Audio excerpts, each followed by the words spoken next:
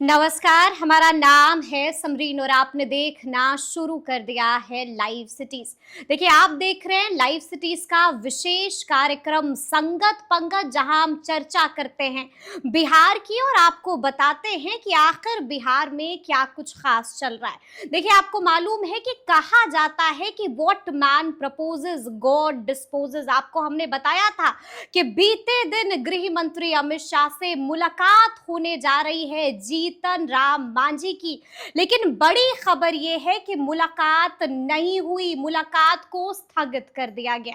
अब कारण क्या है, सब कुछ हम आपको इस वीडियो में बताएंगे, लेकिन आपको बता दें कि बीते दिन एक और तस्वीर सोशल मीडिया पर वायरल हो गई थी और उस तस्वीर में साफ साफ दिख रहा था कि जेपी नड्डा से मुलाकात हुई है चिराग पासवान की। अब सब यही जानना चाह रहे हैं कि आखिर उस मुलाकात में क्या कुछ खास रहा है, तो सब कुछ हम आपको इस वीडियो में बताने जा रहे हैं। तो देखिए, फ्रेम में एक तरफ आपको नजर आ रहे होंगे जाने माने political analyst doctor Sanjay Kumar ji और दूसरी तरफ आपको नजर आ रहे होंगे सीनियर जर्नलिस्ट रवि उपाध्याय जी। तो आइए फिर इस चर्चा की शुरुआत करते हैं। शुरू करेंगे हम लोग आपसे डॉक्टर संजय जी, और सबसे पहले हम आपसे जानना चाहेंगे, बीते दिन हमने हमारे व्यूअर्स को बताया था कि मुलाकात होने जा रही है, अमित शाह से जीतन राम मांझी की मुलाकात होने जा रही है, लेकिन खबर आ रही है कि मुलाकात नहीं हुई, मुलाकात को स्थगित कर दिया गया। क्या हो गया, क्यों नहीं शाह मांझी से मिले, कारण क्या है? देखिए, कारण कई हो सकते हैं। चूँकि जीतनराम मांझी जी तो खुद कैबिनेट में मिनिस्टर हैं और उम्र के भी जिस पड़ाव पर हैं, तो एक बुज़ुर्ग मंत्री के तौर पर भी मैं माना जाऊँ और एक घटक दल के तौर पर भी, जो एनडीए है उसका एक घटक दल के एक बड़े चेहरे हैं, पूर्व मुख्यमंत्री हैं। लेकिन मुझे जो लगता है कि जो घटना कश्मीर में घटी, पहलगांव वाली घटना को लेकर के, हो सकता है कि गृह मंत्री जी का वहाँ के राज्यपाल से या जो अधिकारी हैं या जो इनके जो आर्मी के जो ये हैं उसको लेकर के हो सकता है कि कुछ बातचीत चल रही होगी और इस बातचीत क्रम में इस मुलाकात को थोड़ा टालने की कोशिश की गई हो, जो एक लगता है। फिर दूसरी बात लगती है कि गृह मंत्री जी को ये भी समझ में आ रहा होगा कि अभी जो मुलाकात और बात का जो मतलब है वो मतलब सीट शेयरिंग को लेकर के। बिल्कुल बिल्कुल जी। तो सीट शेयरिंग को लेकर के अभी कोई पत्ता नहीं खोलना चाहते। जो एक मेरी जानकारी है कि शायद जेडीयू से बीजेपी के कई बड़े नेताओं ने मुलाकात की थी। अच्छा। 4-5 बड़े नेता ने मुलाकात की थी और जेडीयू ने जो सीटों का डिमांड रखा है वो आप कल्पना नहीं कर सकती हैं जितना इन्होंने सीटों का डिमांड रख दिया। अच्छा जी। हो सकता है कि पहले गृह मंत्री जी सोच रहे होंगे कि पहले जरा जेडीयू के साथ हम लोगों का सीटों का एक निपट लेते हैं क्योंकि वो एक बड़े अलायंस, बड़े पार्टनर वही हैं। उसके बाद फिर जो हमारे और घटक दल के साथी हैं, चाहे वो जीतनराम मांझी हों, चिराग पासवान जी हों, उपेंद्र कुशवाहा जी हों, इसकी वजह भी हो सकती है मुलाकात को टालने की, जो मैं समझ पा रहा हूँ। क्योंकि जेडीयू के साथ बीजेपी का अभी फाइनल हुआ नहीं। और जो एक खबर मुझे मिली, जो सूत्र ही बता रहे थे कि एक इन्होंने जो रखा है कि हम कम से कम हम इतनी सीटों पर लड़ेंगे। कितनी सीटें? वो तो लंबा 125-126 का डिमांड जेडीयू ने रख दिया। अच्छा जी। अगर मान लिया जाए कि अगर इतना का डिमांड रखा है और इस खबर में कहीं से भी सच्चाई होगी जी, तो आप सोच सकती हैं कि फिर तो बीजेपी बड़ा ही सतर्क होकर के गठबंधन के या घटक दल के और साथियों से बात करेगी। बिल्कुल। क्योंकि मुलाकात में लोग करेंगे क्या? जिस तरह से मीडिया में, पब्लिक डोमेन में जीतनराम मांझी जी कह रहे हैं कि हम इतनी सीटों पर तो लड़ेंगे, बिल्कुल, और इतनी सीट हम जीतेंगे। और जीतेंगे तब हमारा मुख्यमंत्री और जीतेंगे तब हमारा मुख्यमंत्री होगा या मुख्यमंत्री पर मेरा प्रभाव होगा। ये दोनों बातें कर रहे हैं कि अगर इतनी सीटें, मतलब वो बताना चाहते हैं कि मैं किंग मेकर की भूमिका में रहूंगा। मतलब डर भी दिखा रहे हैं और अपनी ताकत का भी एहसास कराना चाहते हैं कि शायद इस बार हम 4 की जगह पर और अधिक होते तो गणित जो बिहार का बन रहा था, 122 का जो जादुई आंकड़ा था, उसमें हम अपने को प्रभावी ढंग से रख सकते थे। लेकिन चूंकि 4 ही रह गया इस वजह से, और उन्होंने ये बताया भी कि कितनी सीटें हमको मिली थी और हम 4 जीत गए। तो अगर कम से कम कभी वो 60 कह रहे हैं, कभी 50 कह रहे हैं, कभी 40 कह रहे हैं, इसी संदर्भ में सीट शेयरिंग को लेकर के ही मुलाकात या बात होने की बात जो मैं समझ पा रहा हूँ। और अमित शाह जी को लग रहा होगा कि पहले जरा जेडीयू को तो हम लोग देख लें कि जेडीयू कितनी सीटों पर लड़ेगी, हम कितनी सीटों पर लड़ेंगे। और आपको ये भी याद होगा कि पिछली बार भी कुछ जो लोग थे, कुछ पार्टियां जो थी वो बांट ली थी बीजेपी की, भाई आप इनको एकोमोडेट कर लीजिए, जेडीयू को कहा गया कि आप इनको एकोमोडेट कर लीजिए और हम लोग इतने इतने पर लड़ेंगे।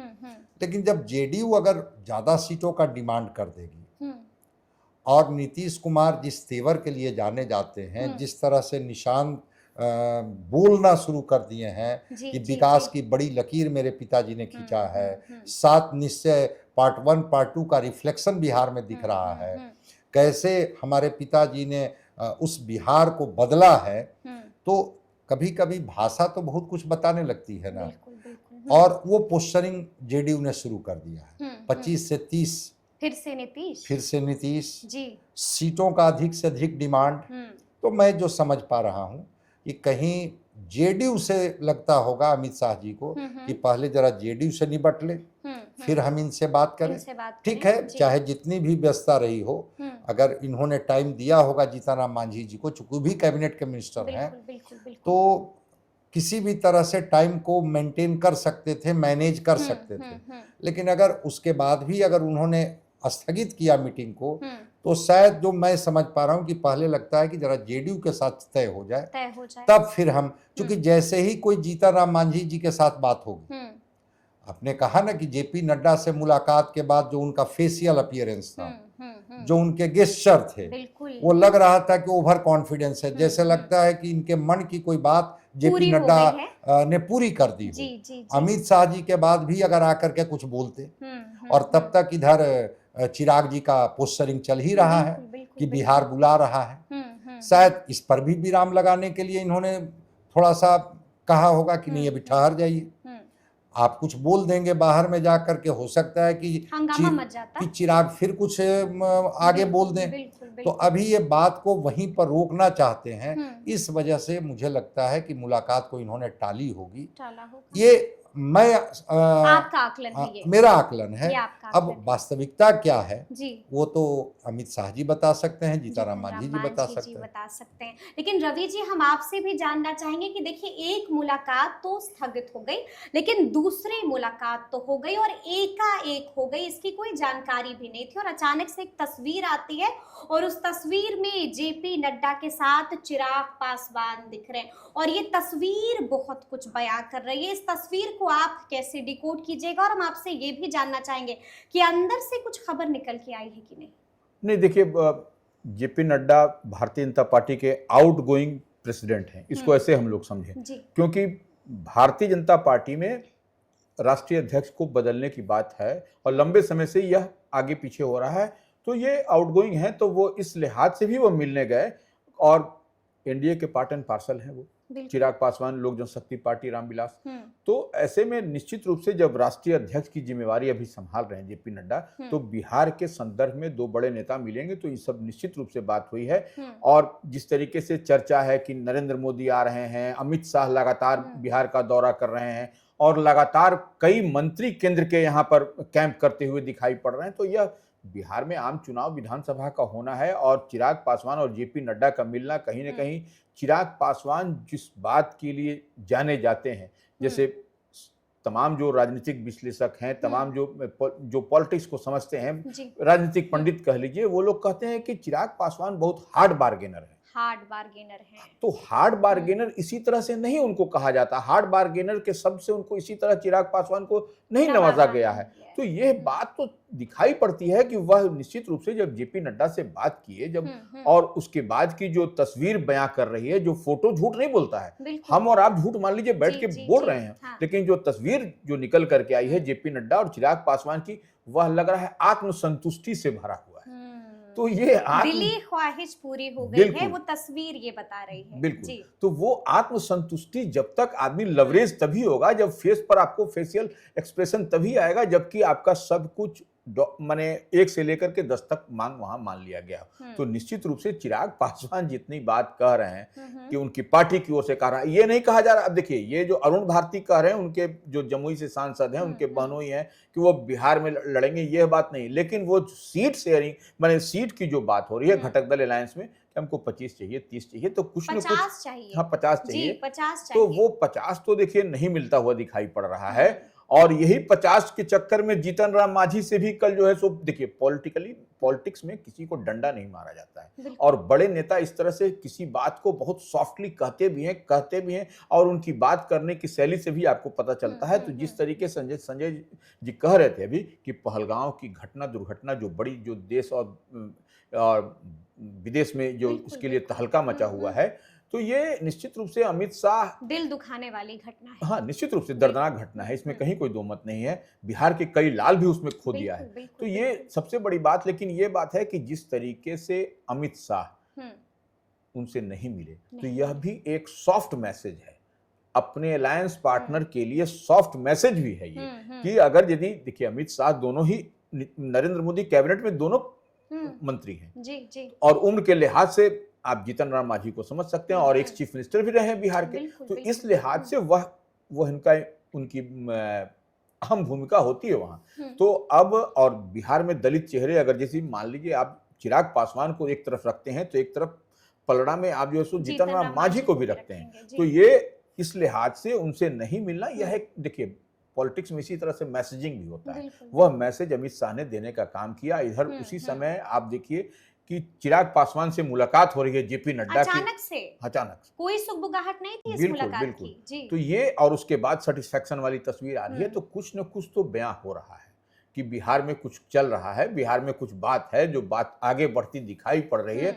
अब आने वाले समय में देखना पड़ेगा कि चिराग पासवान क्या कहते हैं और क्या करते हैं बिहार में। यह बहुत समय आपको बताएगा। लेकिन हमने ये भी देखा संजय जी कि बीते दिन मुकेश सहनी ने भी चिराग पासवान को लेकर के अपनी चुप्पी तोड़ी है, और चुप्पी क्या तोड़ी है, खुला चैलेंज भी दे दिया है, खूब कटाक्ष भी कसा है। मुकेश सहनी के आप इस बयान को कैसे देखते हैं?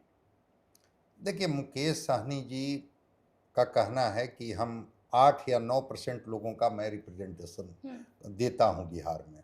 15 उपजातियों की वो बात करते हैं, कहते हैं कि जमीन पर हम रहते हैं और लोग मेरे साथ खड़े हैं। तो होता क्या है कि जब कोई एक बड़ा घटक किसी भी गठबंधन में है, तो उसकी जगह पर रिप्लेस करके अगर आपको जगह दी जाएगी, तो आप अपनी ताकत बड़ा करके बताएंगे और दूसरे की ताकत को छोटा करके दिखाएंगे। लेकिन ये सच्चाई तो है जिसको समझना होगा, चाहे वो स्वर्गीय रामविलास पासवान जी हों या चिराग पासवान जी हों, जो भी उनकी जाति की ताकत है, उस वोट को ट्रांसफर कराने की कैपेसिटी तो उनमें है। मुकेश सहनी जी करा पाएंगे, नहीं करा पाएंगे, अभी तक कुछ वैसा हुआ दिखा नहीं है। लेकिन इनका तो ट्रांसफर कराने की क्षमता है। बिल्कुल। रह गई बात की राजनीति में आप कटाक्ष कीजिए, आप प्रशंसा कीजिए, असली तो चीजें तय करती हैं कौन? जनता। एक सीट पर चिराग पासवान रह गए थे ना, इनकी पार्टी के सारे सांसद अलग हो गए थे। बिल्कुल। कैसे पार्टी का इनका सिंबल चला गया था, चिराग पासवान ने साबित किया अपने को, और साबित किया तो स्ट्राइक रेट लोकसभा में देख लीजिए 100%। अब हमारे कह देने से, किन्हीं नेता के कह देने से किसी का कद छोटा नहीं हो जाता है, किसी का कद बड़ा नहीं हो जाता है। लेकिन हाँ, जो बैकग्राउंड है वो मुकेश सहनी जी का भी वही बैकग्राउंड है, चिराग जी का भी वही बैकग्राउंड है। तो कभी कभी आदमी ये बताने में कि हमारा कद उनसे बड़ा है और उनका कद कुछ नहीं है, ये बताने के क्रम में लोग बहुत कुछ बोल जाते हैं, और बोलने के क्रम में कह देते हैं कि नहीं, उनमें दम नहीं है, कुछ नहीं, काबिलियत नहीं है, प्रेशर बनाना चाहते हैं। मुकेश सहनी जी तो 3 सीट लड़े थे ना लोकसभा में, 1 सीट जीत पाए क्या? अगर चिराग पासवान ने 5 सीट लड़ा और 5 सीट जीत गए, तो किसी के कह देने से कोई छोटा कैसे हो जाएगा? जनता अगर मैंडेट देके किसी को जिता रही है, और जनता अगर आपको नहीं मैंडेट दे रही है, आपको नहीं कोई सफलता के लिए, जैसे कि वो अपने तरफ से सिग्नल दे रही है, तो ये आपके लिए मंथन का विषय तो है। ये आपके लिए मंथन का विषय बिल्कुल है। बिल्कुल बिल्कुल। अगर आप उन पर कोई कटाक्ष कर रहे हैं, बोल रहे हम्म। हैं, उससे अच्छा है कि आप अपना मंथन कीजिए ना, अपना मंथन अपना कीजिए। ग्राफ बढ़ाइए ना। बिल्कुल। आने वाला है विधानसभा चुनाव, साबित करके दिखाइए। हम्म। साबित करके जिस दिन मुकेश सहनी जी दिखा देंगे, उस दिन मुकेश सहनी जी की बात को लोग गंभीरता से लेगा। राइट। फिर चिराग पासवान के बारे में आप कुछ भी बोलिएगा तो मुकेश सहनी जी की बात को लोग गंभीरता से लेगा। लेकिन आज की तारीख में लोकसभा का चुनाव हुआ, 5 सीट उनको मिली, 5 जीत गए, आपको 3 सीट मिली, आप तीनों सीट हार गए, फिर आप उन पर कटाक्ष कर रहे हैं। तो नेता और डेमोक्रेसी में, प्रजातंत्र में रिफ्लेक्शन क्या होता है?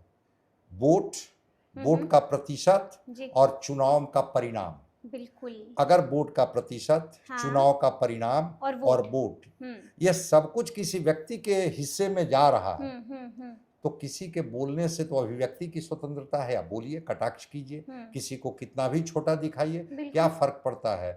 जनता का जब आशीर्वाद मिल रहा है तो आप अपने को अपने में एनालाइज करके साबित कीजिए। हम अपने को कैसे साबित करेंगे? जिस दिन आप अपने को साबित कर दीजिएगा, जनता का आशीर्वाद आपको मिलने लगेगा, फिर आप किसी को छोटा भी कहिएगा तो लोग मान लेगा। लेकिन कोई बड़ा बना हुआ है और उसको आप बोल करके छोटा करना चाहेंगे, मैं समझता हूं कि इससे लोग इसको बहुत गंभीरता से नहीं लेते हैं। यानी कि लोग इससे इत्तेफाक नहीं रखते हैं। स्वाभाविक है, स्वाभाविक है। आने वाला है विधानसभा चुनाव ना, आप ताकत दिखा दीजिए, आप जीत, आपको भी तो सीटें मिलेगी। गठबंधन आपका जो हो, ठीक है, जिस गठबंधन से भी आप चुनाव लड़ेंगे, आप अपनी ताकत दिखाइएगा ना। इस बार ही इनके विधायक जो थे, जीत करके तो आए ही थे मुकेश सहनी के। बिल्कुल बिल्कुल। क्या आपने विधायकों को ये रोक पाए? वो तो चले गए भारतीय जनता पार्टी में। ऐसा दर्द दिया जो आज भी तकलीफदेह होता है मुकेश सहनी के लिए, बार-बार बयां करते हैं। मंत्रिमंडल में जगह इनको दोबारा मिली। मंत्रिमंडल में जगह किसने दिया था? बीजेपी ने। इनके विधायकों को तोड़ करके किसने रख लिया? बीजेपी ने। सब कुछ के बाद भी आप कहते हैं कि हमारी ताकत है, तो ताकत साबित करना पड़ता है। डेमोक्रेसी में ताकत साबित करना पड़ता है, ताकत बोलने की जरूरत नहीं पड़ती है। तो इसलिए चिराग पासवान पर ये क्या बोल रहे हैं, उससे ज्यादा अच्छा है कि मुकेश सहनी जी अपनी ताकत और अपनी सांगठनिक धार को मजबूत करें। हम लोग इंतजार कर रहे हैं कि कितनी सीटें इनके हिस्से में आती हैं, कितनी सीटों पर ये जीत करके आते हैं। फिर जब मुकेश सहनी जी बोलेंगे तो वजन लगेगा, तो वजन भी लगेगा और उनकी बातों पर हम लोग एनालिसिस करेंगे, तब एनालिसिस करेंगे। देखिए, आपको मालूम है रवि जी कि आज का दिन वाकई में महत्वपूर्ण दिन है। खबर तो ये भी है कि पीएम मोदी आने वाले हैं आज बिहार। क्या लगता है वाकई में आने वाले? क्योंकि चर्चाएं कई तरह की चल रही हैं, आपके पास भी जानकारी आई होगी, क्या खबर आ रही है पीएम मोदी को लेकर के? देखिए, प्रधान मधुबनी में सभा होनी थी और ये पंचायती राज मंत्रालय की ओर से कार्यक्रम रखा गया था। वहाँ बड़ा कार्यक्रम होने वाला था। उसमें देखिए, बिहार जो है सो उसमें तीसरा स्थान प्राप्त हुआ है, तो महाराष्ट्र, तेलंगाना और कर्नाटक जो प्रथम श्रेणी में आया, उसके बाद बिहार के। तो यहाँ पर तो ये कार्यक्रम जो वहाँ मधुबनी में होना था, पूरी ताकत जो है सो लगा दी थी जेडीयू ने। देखा भी गया, क्योंकि हम एक चीज बार बार कह रहे थे कि जो लोकसभा के चुनाव के नतीजे आए, उसमें आप देखिएगा कि महागठबंधन जो है सो उधर मगध, बक्सर, तमाम जगह पर कैसा स्ट्राइक रेट रहा उसको। और सबसे बड़ी बात कि नरेंद्र मोदी की कॉन्स्टिट्यूएंसी है उत्तर प्रदेश, वाराणसी से लगा हुआ बक्सर का है। बक्सर सीट भी हारना पड़ा इन लोगों को, भारतीय जनता पार्टी को। तो यह एक बहुत बड़ा मैसेज है और उसी को नहीं। और देखिए, मगध है, उधर का इलाका है, तो वो इनको 2025 में 225 जीतना है। तो 225 जीतने के लिए इनको सीमांचल भी इनके लिए टफ होने जा रहा है, इस बात को भी समझिए। और ये जो है सो मधुबनी को इसको पकड़ करके रखना चाह रहे थे कि मधुबनी में ही सभा, इसीलिए वहां पर रखा गया है। तो वो अब लग रहा है जो पहलगांव में जो इतनी बड़ी, जो दर्दनाक, दुखद कह लिया जाए घटना जो हुई, नाकाबिले बर्दाश्त वाली। बिल्कुल बिल्कुल, यह तो बर्दाश्त कतई नहीं। अब जो भी देशवासी हैं, कम से कम तो उनके रग में तो ये बर्दाश्त नहीं हो रहा है, उबल रहा है। तो ये इस लिहाज से ये जो दर्दनाक घटना हुई, तो वो आपने देखा कि प्रधानमंत्री विदेश दौरे को रद्द करके पहुंच गए और देर रात तक वह मीटिंग करते रहे और सब कुछ एक एक चीज की जानकारी ले रहे हैं। अमित शाह कहाँ गए, मंत्री जो, वो सब भी फीडबैक ले रहे हैं। तमाम फोर्स, तमाम पैरामिलिट्री, तमाम जो स्पेशल ग्रुप जो ऑपरेशन होता है वो सब लोग लगा हुआ है पहलगांव में। एक एक चप्पे चप्पे पर छाना जा रहा है। बिल्कुल, यानी कि नजर बनाए रखनी हाँ, होगी। नजर बनाए रखनी होगी। नजर बनाए रखनी होगी। लेकिन 24 तारीख है आज। संजय जी, हम आपसे जानना चाहेंगे, महागठबंधन की दूसरी बैठक आज होने जा रही है। क्या लगता है आज की बैठक में क्या कुछ खास हो सकता है? इस सवाल के पहले जो एक सवाल आपने इनसे पूछा, जी। हो सकता है प्रधानमंत्री जी आए भी और कोई परिस्थितियां बन सकती है जिसमें वो न भी आए, लेकिन वो जो 10 जिला है, झंझारपुर में इनकी मीटिंग है, वो 10 जिला में 70 विधानसभा की सीटें हैं जी। और 50 एनडीए जीता हुआ है, मात्र 20 हारे हैं ये। तो इनके लिए वो लिटमस टेस्ट है वो इलाका। वो जो 10 जिला है, 10 जिले में 70 सीट में 50 जीती हुई सीट और 20 सीट कैसे हमारी झोली में आए, इसके लिए भी एड़ी चोटी का पसीना भारतीय जनता पार्टी और जेडीयू दोनों लगा रहा है। कल आ जाते हैं तो ठीक है, नहीं तो अगला कार्यक्रम भी वहां होगा, क्योंकि उस इलाके को ये किसी भी तरह से मिस नहीं करना चाहते। क्योंकि होता है ना कि भाई कमजोर कड़ी जहां है, पहले उसको छोड़ के जो मजबूत कड़ी है हमारी उसको पकड़ लो कि वो कम से कम उतना तो हम रिटेन कर सकें। और पिछली बार इनकी सरकार भी बनी थी तो वही मिथिलांचल ने इनको सत्ता में लाया भी था। तो प्रधानमंत्री जी कल आते हैं नहीं आते हैं वो तो परिस्थितियों पर निर्भर करता है, लेकिन वो इलाके को ये साधेंगे। और बड़ा टास्क दे दिया गया है वहां के सारे विधायकों को कि भाई आपके द्वारा कम से कम 5,000 लोग आने चाहिए। 5,000 लोग? 5,000 लोग, यानी कि बीजेपी ने और जेडीयू ने तमाम विधायकों को बड़ा टास्क दे दिया है, जीते हुए और हारे हुए दोनों को।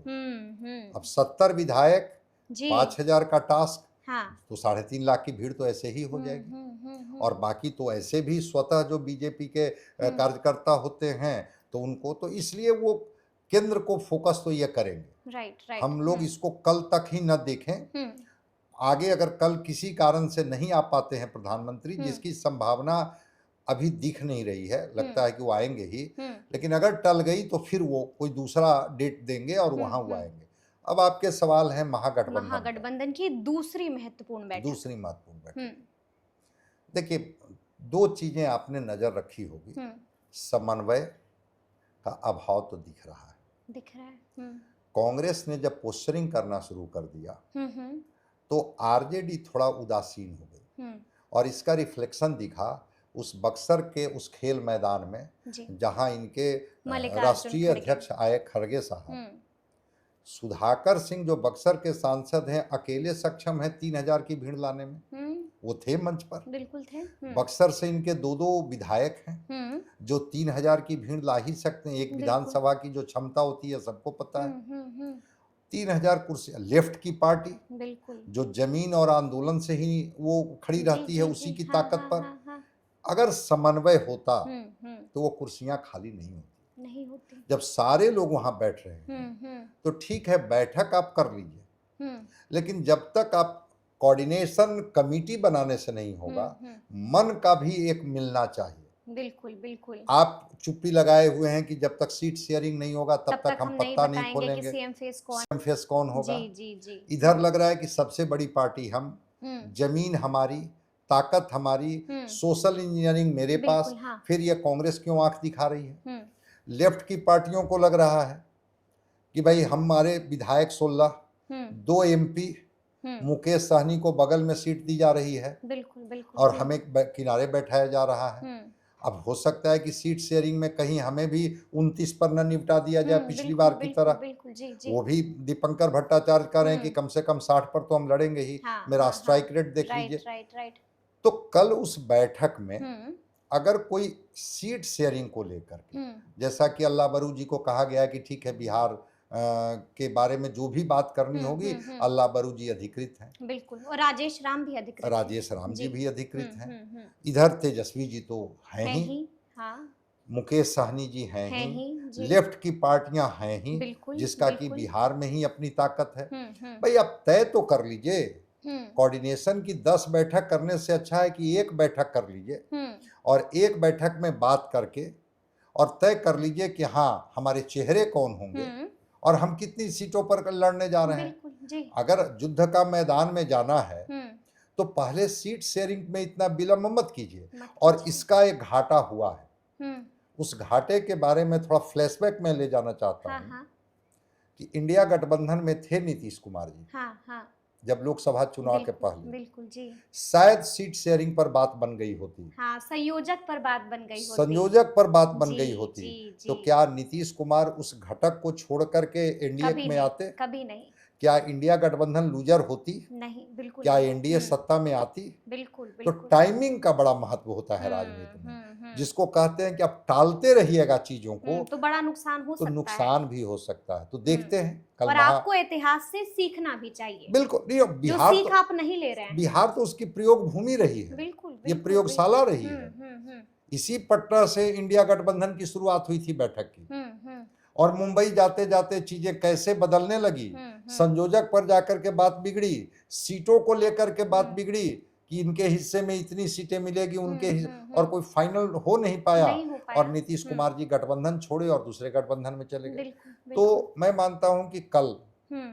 अगर महागठबंधन की बैठक है सदाकत आश्रम में, कोई निर्णय की स्थिति में ये लोग पहुंचे, लड़ना तो है, इंडिया जी। गठबंधन में ही लड़ना है, तो 143 पर आरजेडी लड़ेगी कि 140 पर लड़ेगी, आप तय कर लीजिए। बाकी जो सीटें बच जाएगी 100, 150 जो भी 102, 110 जो भी देनी है, आप कहिए कि आपस में हम लोग बैठ करके तय कर लें। सीट शेयरिंग का अगर फॉर्मूला हो जाएगा तो ये एस्टेब्लिश्ड फैक्ट है कि तभी तक कांग्रेस चुप है जब तक सीट शेयरिंग वाली बात नहीं हो जाती है कि हमें मनचाही सीटें चाहिए, हमें मजबूत सीटें चाहिए। मान जाएगी कांग्रेस थोड़ा कम सीटों पर भी, लेकिन उनको कहना है कि हम कमजोर सीटों पर नहीं लड़ेंगे। तो देखते हैं महागठबंधन में कि हमें हारने वाली सीट आप नहीं दीजिए। हाँ, हमें हारने वाली सीट नहीं जिताऊ सीट हमें भी चाहिए। हमें चाहिए। तो कल की बैठक में केवल प्रेस ब्रीफिंग ही होगा कि हम लोग एकजुट हैं, पूरी ताकत से लड़ेंगे, हम लोग मजबूती के साथ एनडीए को सत्ता से बाहर कर देंगे। जो बनी है उसकी भी लिस्ट दिखा सकते हैं कि किस दल से किस किस को इसमें मेंबर बनाया जी गया है। बिल्कुल बिल्कुल बिल्कुल। लेकिन उससे ज्यादा भी इम्पोर्टेंट है, वो तो कोऑर्डिनेशन कमेटी के चेयरमैन है तेजस्वी जी, उस लिस्ट में सब लोग हो जाएंगे। हाँ। सीट शेयरिंग की बात तो पहले तय कर लीजिए जिस पर कि हाँ, ये इंडिया गठबंधन के घटक दल लड़ेंगे, इतनी सीटों पर लड़ेंगे। अगर इसका खुलासा कल भी नहीं हो पाता है तो जितना विलंब होगा, समझते हैं कि सस्पेंस बना रहेगा, सस्पेंस बना रहेगा। हाँ। और उतना पीछे आप जाएंगे। बिल्कुल बिल्कुल। अंतिम सवाल रवि जी हम आपसे लेंगे। देखिए, एक तरफ हम देख रहे हैं कि एनडीए न जाने कब से मुस्तैद हो गया है और ग्राउंड पर एनडीए के तमाम नेता हमें दिख रहे हैं, लेकिन वहीं अगर हम बात करें महागठबंधन की तो लगातार हम लोगों ने भी इस पर चर्चा की है कि महागठबंधन पिछड़ता हुआ चला जा रहा है। क्या लगता है अब भी वक्त है ना अपनी गलतियों को सुधारने का? और अगर अब भी इन लोगों ने गलतियां नहीं सुधारी तो फिर कितना नुकसान आने वाले चुनाव में होगा? नहीं, देखिए, आज जो बैठक हो रही है सदाकत आश्रम में, उसमें कहीं ना कहीं आपको कुछ ना कुछ दिखाई पड़ेगा। नंबर एक बात, आपने देखा कि किस तरह से कोऑर्डिनेशन कमेटी बना, यह बोलने की आवश्यकता नहीं, और सब जितने भी अलायंस पार्टनर हैं उनको सबको एकोमोडेट करने की बात हुई कि सबसे 2-2, 3-3 जहाँ जिस तरीके से हो उसको रखना है, और ये ट्रांसपेरेंसी के साथ इतनी बात हो रही है। और बीते दिन आपने देखा कि तेजस्वी ने फिर मीटिंग लिया था, महागठबंधन के तमाम नेताओं के साथ बैठक हुआ। तो एक बात समझ लीजिए कि इस बार महागठबंधन जितना, देखिए, तेजस्वी के नहीं चाहने के बाद सब लोग ये लोग बात को कह रहा है कि कन्हैया कुमार की एंट्री हुई, पप्पू यादव भी बोल रहे हैं, और अखिलेश प्रसाद सिंह जो पूर्व प्रदेश अध्यक्ष कांग्रेस से इतने क्लोज थे, वो देखिए, हाँ, तो ये देखिए अखिलेश प्रसाद सिंह भी कह रहे हैं कि तेजस्वी ही चेहरा है, चीफ मिनिस्ट्रियल कैंडिडेट महागठबंधन से ठोक करके एक बार नहीं 2 बार वो बोल चुके हैं। अब इसमें कोई इफ बट भी है, अब कोई बट नहीं है, और ड्राइविंग सीट पर है वो इस बात को। और सबसे बड़ी बात, आप लोकसभा में नेता प्रतिपक्ष जो है राहुल गांधी का बयान उठा करके देखिए, वो स्ट्रेट फॉरवर्ड उन्होंने कहा कि जिस भी स्टेट में जो भी पार्टी ड्राइविंग सीट पर है वही जो है सो तो निश्चित रूप से वो तेजस्वी यहाँ पर करेंगे, जिसमें इबट नहीं। दिखे, यह कुछ हम लोग के द्वारा भी सगुफा इधर उधर छोड़ा जा रहा है, मिर्च मसाला लगा के, ऐसा कुछ नहीं होगा। लेकिन जब कांग्रेस चुप है, आधिकारिक ऐलान नहीं कर रही है नाम का, तो सवाल तो पूछा जाएगा। नहीं, बता रहे हैं अब। देखिए,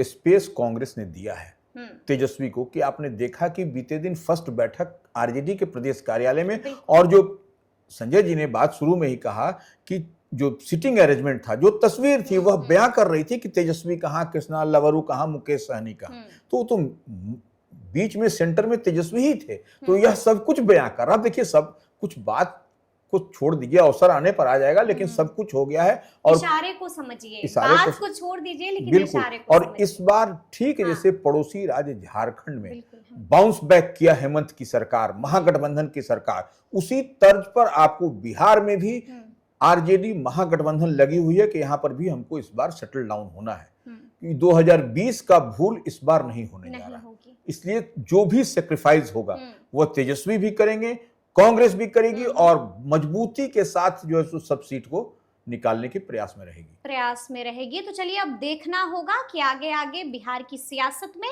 क्या कुछ होता है, लेकिन लाइव सिटीज आपको बिल्कुल इसी तरह से हर एक खबर से बाखबर रखता रहेगा। तो फिर ये पूरी बातचीत आपको कैसी लगी है, कमेंट करके हमें जरूर बताइएगा। तो ऐसे तमाम अपडेट्स के लिए बिल्कुल ऐसे ही हमारे साथ बने रहिएगा और देखते रहिएगा लाइव सिटीज। बहुत शुक्रिया।